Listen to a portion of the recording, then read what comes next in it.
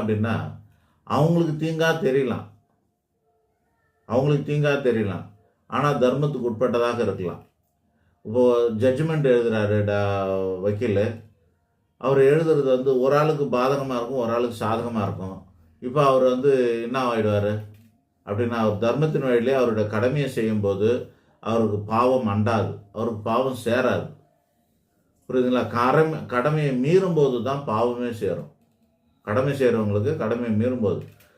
ஒரு கொலைன்னு இருக்குது. அந்த கொலையில் பாருங்கள், எல்லாமே கொலையான உயிர் எடுக்கிற விஷயத்த வந்து எல்லாமே கொலைன்னு சொல்லுவாங்களான்னு பாருங்கள்.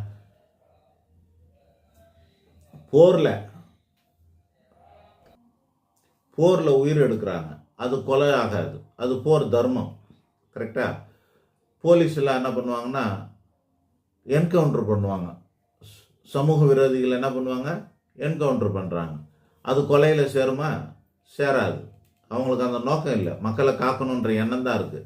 ஒரு ஒரு ஒரு மோசமான மனுஷன் வாழறதை விட சாவறதே மக்களுக்கு நல்லது.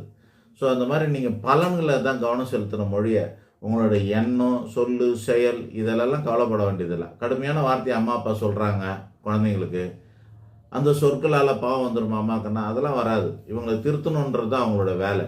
டீச்சருக்கு சில பேர் அந்த மாதிரி சொல்லுவாங்க. டீச்சர்ஸ்லாம் சில பேர் அடிக்கிறதுக்கு அந்த காலத்தில் பர்மிஷன் இருந்தது, அடிப்பாங்க. அதனால் பாவம் வந்துடுமானா? இல்லை, இவங்களை ஒழுங்குபடுத்துகிற வேலை அவங்களுக்கு உடையது. போலீஸ்காரங்க கூட இப்போவும் அடிக்கிறாங்க. தப்பானவங்களை அடித்தா தான் தப்பு.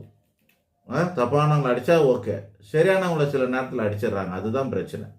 அடிக்கிறது சட்டவிரோதமாக கூட இருக்கலாம்.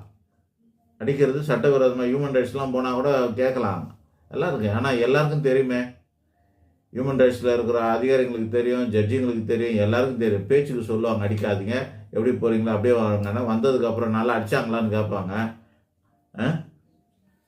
சொல்லி அனுப்புவாங்க. அடித்தாங்கன்னு சொன்னா திரும்பி வந்து பொழந்துருவாங்க. அதனால் அடிக்க மாட்டேன்னு அடிக்கலைன்னு சொல்லிடுவாங்க. ஆக என்ன காரணத்துக்காக? ஒரு உண்மையை வர வைக்கிறதுக்காக சாம பேத தானம் தண்டம்னு சொல்லி 4 முறைகள் இருக்குது.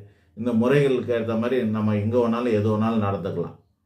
ஆக மொத்தத்தில் பலன் வந்து நல்லவங்களுக்கு நல்லது செய்கிற மாதிரி இருந்ததுன்னா அது பேர் புண்ணியம்.